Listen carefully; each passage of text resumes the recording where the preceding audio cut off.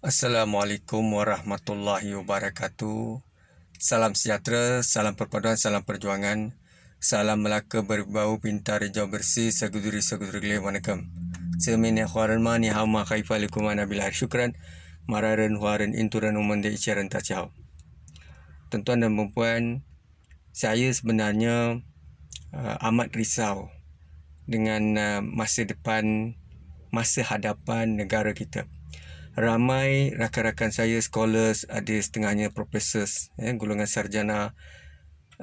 Ada sebahagian segelintirnya, kadang-kala apabila mereka berkomunikasi atau bercakap dengan saya, mereka selalu menyatakan bahawa tidak perlu kita memikirkan masalah negara, masalah pemimpin, masalah nak menyelesaikan satu isu yang besar melibatkan kepimpinan, isu rasuah, isu masyarakat. Dan kebanyakan atau segelintir daripada rakan-rakan ini, mereka selalu menyatakan pada saya tidak ada daya upaya, kekuatan, kuasa untuk mengubah apa saja yang berlaku, ya. Termasuklah amalan rasuah, ketirisan, salah guna kuasa, pengkhianatan, kepimpinan yang tidak berprinsip, berintegriti. Kita mahukan sistem penyampaian frontliner yang berkualiti, cekap, efisien. Kita melihat bagaimana dalam Malaysia ini yang menyedihkan kita adalah dari segi kepimpinan, kalau kita melihat ahli politik sebahagian besarnya mereka terpalit dengan kes-kes skandal rasuah, tidak kiralah siapa mereka, dan juga segelintir penjawat awam juga kita melihat mereka juga terpalit dengan budaya rasuah ini.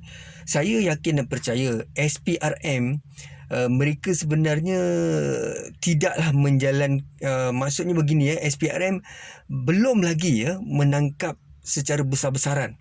Saya yakin dan percaya SPRM daripada HQ Putrajaya tu sehinggalah negeri-negeri, SPRM belum lagi menahan, mendakwa secara besar-besaran amalan rasuah di Malaysia. Yang SPRM sedang melakukan siasatan adalah mereka mendahulukan yang mana yang sepatutnya didahulukan. Tetapi itu pun saya melihat SPRM mereka menjalankan tanggungjawab mereka sebaik mungkin. Begitu juga agensi-agensi penguasa yang lain. Tetapi amalan rasuah di Malaysia ini perlu kita banteras habis-habisan. Rasuah ini bermula daripada pemimpin politik, kemudiannya ketua-ketua jabatan, ketua pusat tanggungjawab. Tuan-tuan boleh lihat, kadang-kala mereka yang terpalit dengan rasuah ada dalam kalangan mereka melibatkan pemimpin parti politik yang lama, yang berpengalaman, yang berpengaruh, dan begitu juga ada juga ahli politik muda yang baru naik, ada skandal rasuah, sedang berjalan kes di mahkamah, tak kira lah parti politik mana. Yang itu kita maklum, kita tahu. Kemudiannya naik chancellor universiti. Naik chancellor tu maknanya dekat universiti ada satu jawatan yang paling tinggi, iaitu ketua jabatan, ketua pusat tanggungjawab mereka, the head of the department, big boss, number one boss. Number one boss ini, itulah yang disebut naik chancellor, terpalit dengan rasuah. Ini kes di Terengganu, tuan-tuan boleh tengok.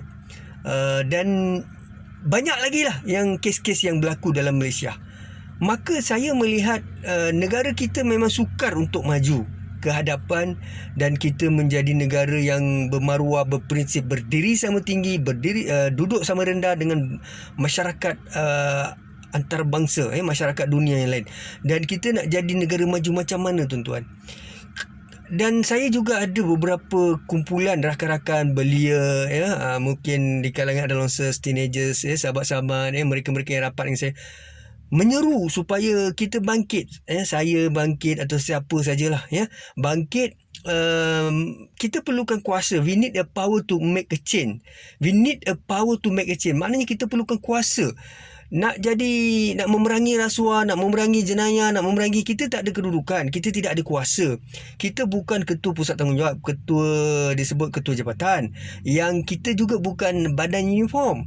Jadi sukar setakat kita beri pandangan, menulis artikel, buat audio, kemudiannya kenapa saya buat semua ni? Sebab saya melihat tak boleh terima dengan budaya yang begini, yang memperbodohkan rakyat, mengisap darah rakyat. Ini semiotik, metafor, maknanya perumpamaan. Berlaku zalim, rasuah menjadi-jadi, mereka yang korup ada skandal, mereka menggunakan politik, banyak cara lah, kuasa kedudukan, kemudiannya kes-kes di mahkamah kalau kita tengok pun kita terperanjat, naik kerajaan ini kes banyak di mahkamah, mana kes lekat, Attorney General, peguam negara melakukan tanggungjawab, tapi kalau kita tengok kerajaan berubah, peguam negara bertukar, kemudiannya pendakwa raya bertukar, Perdana Menteri bertukar, Jemaah Menteri bertukar, Menteri Dalam Negeri bertukar, kes-kes berkaitan dilepaskan satu demi satu.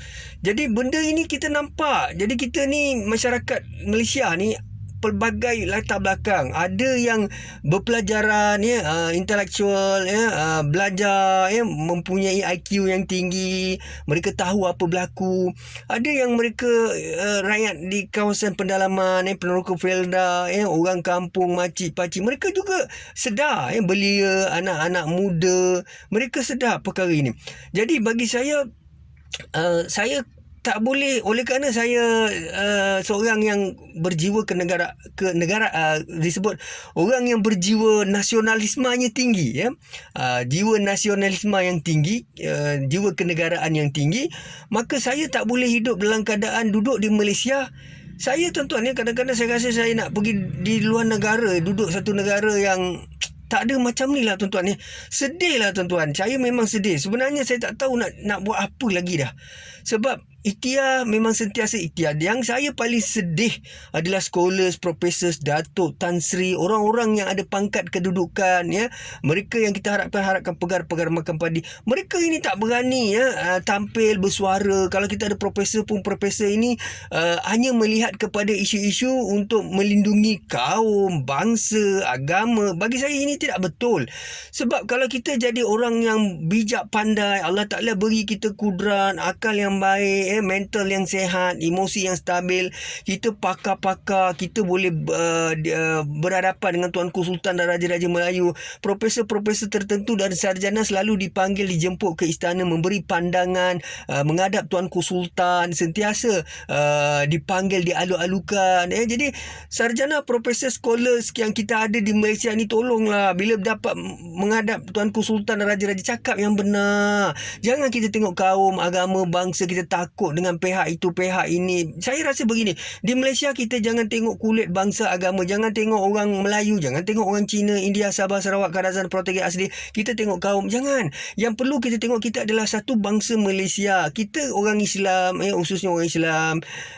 Kita ada Al-Quran, kita ada Nabi. Nabi ini memang menunjuk kebenaran. Sebab Nabi lah hari ini semua orang dapat keimanan, akidah Islamia. Begitu juga kita merujuk kepada Al-Quran, firman Allah dalam Quran. Allah laknat orang yang memberi rasuah, orang yang mengambil rasuah, dan orang yang mendiamkan diri atau menyokong kleptokrat. Tak kira siapa tuan-tuan. Saya kalau bercakap, saya tidak kira mereka itu adakah mereka itu daripada mungkin daripada Barisan Nasional atau Pakatan Harapan. Tidak kira daripada entiti mana. Dan saya seorang yang tidak melihat bangsa, agama, kaum.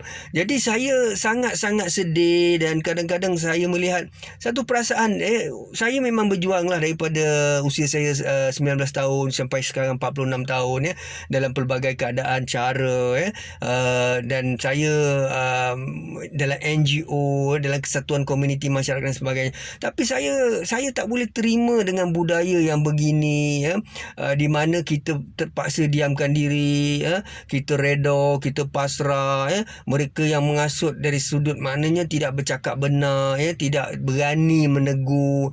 Kemudiannya kita tengok tuan-tuan melihatlah kalau dalam broadcast media, dalam media TV3 RTM Astro Awani interview Profesor Dato' Tan Sri, bila mereka bercakap ini, mereka hanya bercakap tentang kerajaan yang sedia ada dan apakah kerajaan ini dari segi masa depan kerajaan berkaitan secara positif, dan mereka tidak mahu bercakap tentang salah guna kuasa, ketirisan rasuah, jemaah menteri yang korup, skandal-skandal yang kita melihat, skandal-skandal yang dibongkar oleh SPRM, kes-kes teknikal yang terlepas, kes-kes di mahkamah yang sebenarnya telah diadap ke mahkamah, dibawa ke mahkamah oleh SPRM, tetapi kes-kes itu terpaksa ditarik balik, digugurkan 29 kes melibatkan seorang individu, dan banyaklah menteri, jemaah menteri atau tidak kiralah parti politik mana Pakatan BN. Jadi kita melihat dan juga kita melihat keadaan ini amat membimbangkan kita.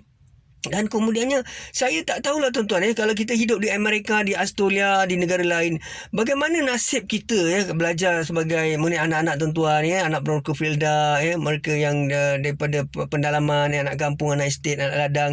Mereka ni semua kalau dia duduk Amerika, Australia, gaji tinggi tuan-tuan, hidup dia agak mewah, dan kalau kita nak bayar cukai di negara luar, cukai tak banyak, pendapatan mereka tinggi, gaji mereka tinggi, kualiti, dari segi kualiti penyampaian, kualiti dari segi produk dan sebagainya.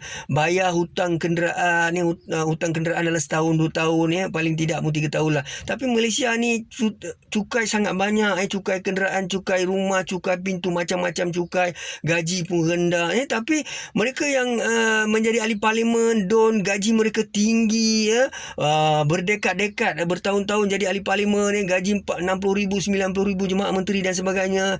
Lepas tu mereka secara gayanya macam tak ada orang lain kat Malaysia yang boleh jadi adun dengan ahli parlimen. Saya menyahut cabaran, dan saya menyuruh kepada rakyat Malaysia, baik India, Melayu, Cina, Sabah, Sarawak, tak kira lah siapa-siapa yang sentiasa berjiwa rakyat, membuat audio, video, menulis, memberi pandangan, Presiden NGO, siapa sajalah, tuan-tuan, tuan-tuan selalu bercakap dalam video, hantar sana, hantar sini, melahirkan pandangan, risau tentang amalan rasuah di Malaysia. Saya merayulah pada tuan-tuan, saya merayu, tolonglah tuan-tuan, dalam pilihan raya akan datang BR15, tuan-tuan masuklah bertanding. NGO yang bertanding tu sabaslah, saya minta NGO, ada 30 NGO ke presiden mereka mau bertanding, siapa nak bertanding, bertandinglah, anak muda, entrepreneur, businessman, scholars, profesor, siapa saja, penjawat pencen dan siapa saja, tolonglah masuk bertanding sebagai ahli parlimen dan adun, termasuk pengundi-pengundi di Malaysia. Kita jangan taksub lagi, tolong kita jangan taksub lagi dengan pemimpin BN atau Pakatan Harapan. Yang paling penting adalah kita mencari pemimpin ataupun calon-calon dalam pilihan raya baik berkualiti, berintegriti, tidak korup, tidak salah guna kuasa, mereka yang bermaruah, mereka yang mempunyai iltizam, mempunyai karisma, mempunyai aura, mereka yang bercakap benar. Kita tidak mahu dijajah apabila dahulunya kita ada penjajah yang menjajah kita, termasuk ancaman-ancaman daripada penjajah ataupun mereka yang mendiskriminasi kita. Tapi hari ni orang kita sendiri, pemimpin-pemimpin politik yang sebahagian besarnya korup, suka hati mereka duduk dalam politik bertahun-tahun, suka hati mereka jadi adun ahli parlimen di Dewan Rakyat, Dewan Negara. Kita setakat boleh tengok je mereka berdebat, lepas tu berdekad-dekad mereka menjadi ahli parlimen dan adun, dan tuan-tuan boleh tengok rumah mereka lah. Tuan-tuan duduk di negeri mana, daripada Perak, Perlis, Kedah, Melaka, tuan-tuan duduk Terengganu, duduk Sabah, Sarawak, tuan-tuan pergi tengok rumah ahli parlimen dan adun yang bertahun-tahun menjadi ahli parlimen dan adun. Macam mana kehidupan mereka, macam mana kehidupan kita? Kenapa tidak kita bangkit, tuan-tuan? Sebab tu saya kata pilihan raya ke-15, kita tak tahu, mungkin setahun daripada sekarang. Saya merayu kepada anak muda, belia, mahasiswa yang 18 tahun boleh mengundi ni, pakcik-makcik, tolonglah. Saya merayu sangat pada rakyat Malaysia, Melayu, India, Cina, Sabah, Sarawak, tolonglah undi calon-calon yang berkarisma, berintelektual, tidak ada skandal kes rasuah, salah guna kuasa. Tolonglah tuan-tuan, saya merayu sangat tuan-tuan. Saya tak tahu nak cakap apa lagi lah. Sebenarnya bila saya melihat dalam keadaan saya tak tahu, mungkin ada segelintir masyarakat di Malaysia Malaysia ini yang jenis dia tak kisah langsung. Dia pun tak berminat tentang kepimpinan negara, dia tak ambil kisah, dan dia pun rasa macam tak perlulah kita nak ambil tahu, dan apa nak jadilah, sebab dia, ada setengah rakyat dia melihat dia ni ditakdirkan oleh Allah kun fayakun, dia lahir saja dalam dunia ni, dia hanya boleh jadi rakyat saja sehingga akhir hayat. Tidak begitu tuan-tuan ya. Allah tak akan ubah nasib kita, melainkan kita mengubah nasib kita sendiri. Kita boleh jadi adun, kita boleh jadi ahli parlimen ya. Kita bukan hanya perlu menyokong kita. Kemungkinan besar kalau kita yang masuk ahli parlimen, kita yang bertanding, kita yang menjadi ahli parlimen, kita yang menjadi adun ya, pemimpin dan sebagainya, kemungkinan kita boleh melakukan lebih baik. Kita boleh menghapuskan rasuah, kita boleh menyelamatkan negara kita daripada pemimpin korup ini, salah guna kuasa tuan-tuan dan perempuan. Sebab kita, apa pun kita perlu hormati Akta Polis 1967, kita perlu hormati Tuanku Sultan dan Raja-Raja Melayu, dan seterusnya kita sentiasa berpegang pada amalan demokrasi berparlimen. Dan seperti mana yang saya sebut selalu, Malaysia ini bukan negara authoritarian regime komunis. Maka kita pegang pada artikel 5 to 19 freedom of speech, really choose your own school of thought, wise thought. Sebab itulah tuan-tuan ya, saya seorang yang dilahirkan sebagai tak boleh tengok rasuah, salah guna kuasa. Kalaulah saya jadi ketua pengarah SPRM, tuan-tuan, saya nak sebut, kalau saya jadi ketua pengarah SPRM, saya akan istiqamah, serius, komited, tidak akan beri ruang dan peluang kepada mana-mana pemimpin korup salah guna kuasa. Tidak ada ruang dan peluang untuk mereka. Saya tidak kira lah Barisan Nasional Pakatan, individu, CEO, GLC, siapa. Kalaulah saya ada kuasa jadi KP SPRM, tuan-tuan, memang saya akan bertindak. Sebab tu saya kata SPRM ini, bukan saya nak sangat KP SPRM. Saya tahu saya tak akan dapat pun jawatan tu, saya boleh cakap sajalah. Tapi saya doakan pada pegawai-pegawai SPRM yang sudah ada, KP SPRM yang sudah ada, Datuk Seri Azam Baki, Ketua Polis Negara, Datuk Seri Akris Sani, mereka-mereka inilah yang kita bersandar. Rakyat macam kita ni, rakyat hamba rakyat ni, kita tak ada ruang ni, kita tak ada peluang, dan kita tak boleh buat apa tuan-tuan. Kita hanya boleh bertindak ramai-ramai kalau pemikiran kita sama, iltizam kita sama, semangat kita sama, perjuangan kita sama, cara fikir kita sama, barulah kita boleh menolak pemimpin-pemimpin korup salah guna kuasa dalam Malaysia ini. Dan juga ketua-ketua jabatan yang membisu, yang ibarat tidak boleh, tidak ada kuku dan taring untuk bertindak tuan-tuan. Sebab itu saya sangat sedih. Sebab itulah saya menyeru kepada rakyat Malaysia, kita ikut undang-undang, ikut peraturan, pegang pada Perlembagaan Persetujuan, pegang pada Akta Polis 1997, ikut undang-undang, jangan langgar undang-undang, jangan buat demonstrasi. Apa yang paling mustahil adalah, tolonglah sekarang ini kita jangan taksub dengan parti politik, jangan taksub dengan presiden parti politik, BN atau pakatan. Itu tak penting. Mereka dalam politik memang ada percaturan, mereka punya keinginan untuk berkuasa ya. Mereka bukan hari ni masuk politik, mereka jadi ahli parlimen. Walaupun mereka bertahun-tahun sebenarnya mereka dalam politik, dan gaji mereka cukup besar, cukup banyak tuan-tuan ya. Mereka telah dapat macam-macam lah, anak, bini, isteri, suami, ahli keluarga, jadi adun ahli parlimen ni. Kadang-kadang kadang-kadang dalam satu keluarga ada 2-3 orang jadi ahli parlimen jadi adun. Jadi kita rakyat ni melopong. Jadi orang politik ni pula, dia kadang-kadang bila dia ada kuasa, dia menang pilihan, dia sombong. Dia hanya menjaga penyokong-penyokong proksi politik dia. Mereka melihat pada pelobi dan proksi-proksi politik yang ekstrim dengan mereka.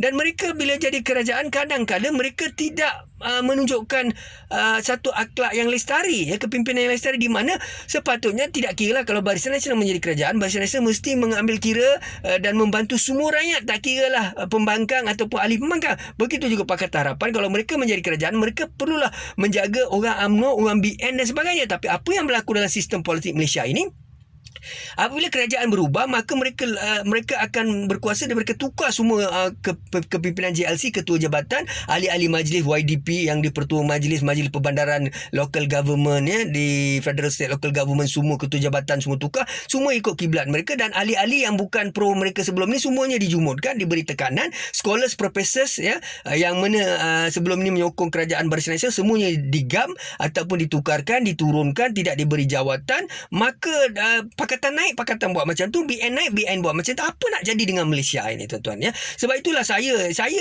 kalau semua kita ni, tuan-tuan, kita buat tak kisah, kita tak peduli, satu masa kita akan mati, kita akan pergi macam tu saja. Bagaimana anak kita, ya, keluarga kita, nasib kita, hutang kereta kita belum bayar dekat 6-7 tahun, ya, rumah kita dah dekat 9-12 tahun tak boleh nak bayar. Mereka orang politik ni, tuan-tuan, ya, dia punya gaji 60,000 sebulan, darablah dengan 12 bulan, darab dengan 5 tahun. Kalau mereka 15 tahun, 20 tahun jadi ahli parlimen dan jemaah menteri. Tuan-tuan ingatlah, mereka ni buat duit, buat harta, tuan-tuan, ya. Kita ni menyokong dengan taksub, hidup Datuk Seri, hidup Datuk Seri, hidup Datuk Seri. Apa yang kita dapat, tuan-tuan? Sebab itulah saya doakan, tuan-tuan. Sebenarnya saya doakan, ya Allah, saya minta pada Allah, ya Allah, ya Tuhanku, saya doakan sangat supaya di Malaysia ini pada pilihan raya ke-15 kita akan ada ramai adun dan ahli parlimen yang baru, muka baru di kalangan mereka-mereka yang bercakap macam saya, audio, video, berani lantang, mempunyai blueprint mahasiswa, entrepreneur, businessman, usahawan,